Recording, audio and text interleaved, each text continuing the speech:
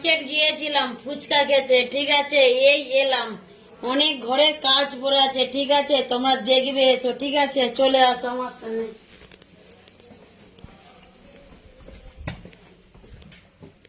এই বাসনগুলো ধুয়ে তারপরে রান্না করব, ঠিক আছে, তোমরা ভিডিওটা দেখতে থাকো, ঠিক আছে। আজকে দুপুরবেলা ভাত খেয়েছিলাম, তারও বাসন পড়ে রয়েছে। সন্ধ্যেবেলা চা নাস্তা করেছি, তারও বাসন পড়ে রয়েছে, ঠিক আছে। বাসনগুলো ধুই তারপরে তোমাদের সঙ্গে কথা বলছি। দাঁড়াও, তারপরে এটা ভিজিয়ে নি জালিটা, তারপরে তোমাদের সঙ্গে কথা বলছি। দাঁড়াও, এবারে বাসনগুলো মাজবো, ঠিক আছে, তোমরা যদি দেখতে থাকো সঙ্গে।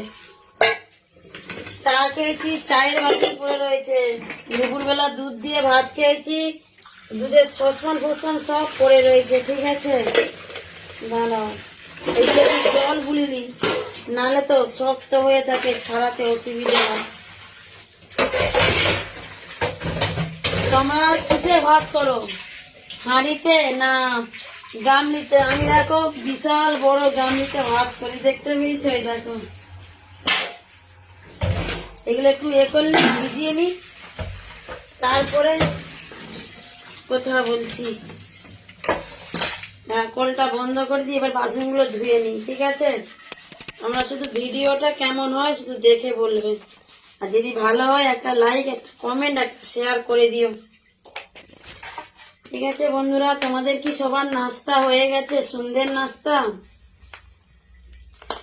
আজকে ভাত করবো নি, রুটি আর আলুর তরকারি হবে।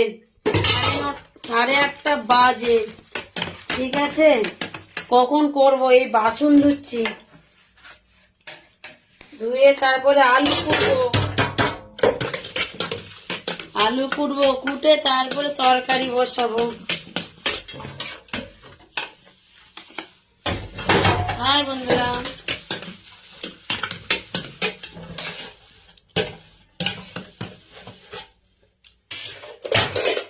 বাসনগুলো ধুয়ে নি।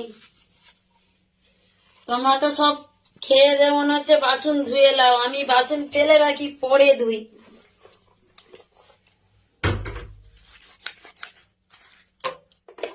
চায়ের কাপ গুলাকে ধুয়ে নি।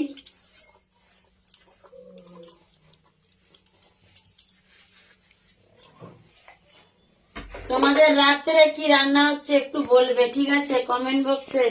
আমাদের তো রুটি আর আলুর তরকারি হবে, আমার মেয়ে ছাড়াচ্ছে আলু ভাজে। আমি বসে বসে ফোন ঘাঁটতে বসে গিয়েছিলাম আর বাসন ধুতে ভুলে গেছি।